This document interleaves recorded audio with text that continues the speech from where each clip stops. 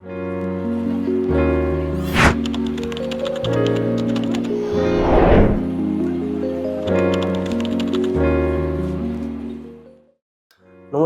ঘরলে বাংলাতে আপনাকে স্বাগত জানাই।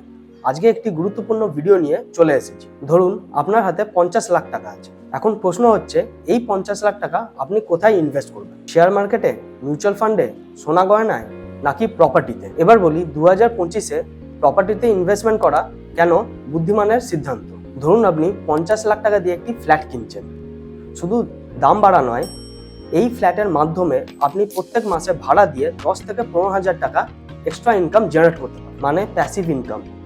আপনি কাজ করছেন কিনা তাতে কিছু যায় আসে না। আর একটা কথা মনে রাখবেন, ইনফ্লেশন যখন বাড়ে টাকার ভ্যালু কমে যায়, কিন্তু প্রপার্টির দাম সবসময় বাড়তে থাকে। ফলে আপনি যেটা কিনছেন 50 লাখ টাকায়, 10 বছর পর তার দাম দ্বিগুণ বা তার বেশি হয়ে যেতে পারে। এবার আসি, আপনি যদি 50 লাখ টাকায় একটি ভালো প্রপার্টিতে ইনভেস্ট করতে চান, তাহলে জমি, ফ্ল্যাট বা কমার্শিয়াল স্পেসের মধ্যে কোনটা হবে আপনার জন্য লাভজনক সিদ্ধান্ত। আজকের ভিডিওতে আমরা জানবো 50 লাখ টাকার মধ্যে সেরা প্রপার্টি ইনভেস্টমেন্ট অপশন কি আছে। চলুন তাহলে শুরু করা যাক। প্রথমে বলবো কোন লোকেশন বেছে নেবেন। যদি আপনার লক্ষ্য হয় লং টার্ম প্রফিট, তাহলে আপনি প্লট বা জমিতে ইনভেস্টমেন্ট করতে পারেন। প্লট বা জমিতে ইনভেস্টমেন্ট করাই আপনার কাছে সেরা অপশন হতে পারে। ভবিষ্যতে এইসব জায়গায় জমির দাম কয়েক গুণ বেড়ে যেতে পারে। ছোট শহর বা জেলা শহরে বা টাউনশিপ এলাকায় ইনভেস্টমেন্ট করার ভালো অপশন আপনি পেয়ে যাবেন। ইন্ডাস্ট্রিয়াল এরিয়াতে বা কোনো পাশাপাশি এরিয়াতে আপনি ইনভেস্টমেন্ট করে রাখতে পারেন, কারণ এইসব এরিয়াতে ইনভেস্টমেন্ট করে রাখলে পরে আপনি সেটিকে ভাড়া দিয়ে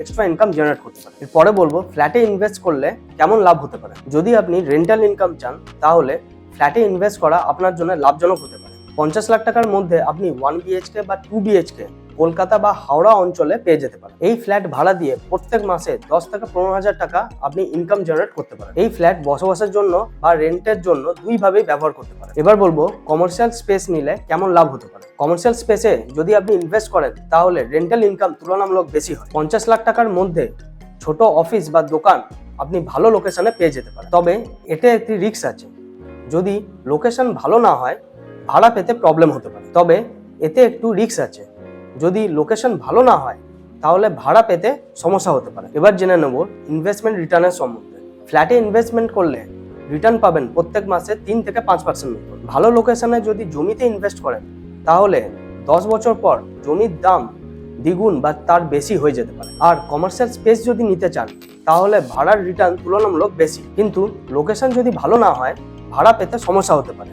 তাই এটা একটা বড় রিস্ক থেকে যায়। এবার বলবো ইনভেস্টমেন্ট করার আগে কিছু গুরুত্বপূর্ণ বিষয় যাচাই করে নেবেন। প্রথম হচ্ছে জমির দলিল, পর্চা, খতিয়ান ইত্যাদির কাগজপত্র ভালোভাবে যাচাই করে নেবেন। দ্বিতীয় হচ্ছে মিউটেশন সার্টিফিকেট বার করে নেবেন, কারণ মিউটেশন সার্টিফিকেট থাকা কিন্তু খুবই জরুরি। তৃতীয় হচ্ছে NOC এবং বিল্ডিং প্ল্যানের সম্বন্ধে ভালোভাবে জেনে নেবেন। 4 নম্বর হচ্ছে যদি ফ্ল্যাট কেনেন, তাহলে রেডার রেজিস্ট্রেশন থাকা কিন্তু খুবই জরুরি। এরপরে যে বিষয় নিয়ে কথা বলবো, আপনার জন্য কোনটি সেরা। আপনার লক্ষ্য যদি হয় রেন্টাল ইনকাম, তাহলে 1 BHK বা 2 BHK ফ্ল্যাট নেওয়া আপনার জন্য সেরা অপশন হতে পারে। যদি হয় লং টার্ম ক্যাপিটাল গেইন, তাহলে জমি বা প্লটে আপনি ইনভেস্ট করতে পারেন। আর যদি আপনি চান বিজনেস ইউজ বা হাই রেন্টাল ইনকামের জন্য, তাহলে কমার্শিয়াল প্রপার্টিতে ইনভেস্ট করতে পারেন। আশা করি আজকের ভিডিও থেকে আপনারা জানতে পারলেন প্রপার্টিতে ইনভেস্ট করা কেন প্রফিটেবল। ভিডিওটি যদি আপনার ভালো লাগে, লাইক এবং শেয়ার করবেন, এবং প্রপার্টি রিলেটেড ভিডিও পাওয়ার জন্য ঘরলে বাংলা চ্যানেলটিকে সাবস্ক্রাইব করে পাশের বেল আইকনটি প্রেস করে দেবেন। এইরকম প্রপার্টি রিলেটেড ইম্পর্টেন্ট ভিডিও আমাদের চ্যানেলে দেওয়া আছে,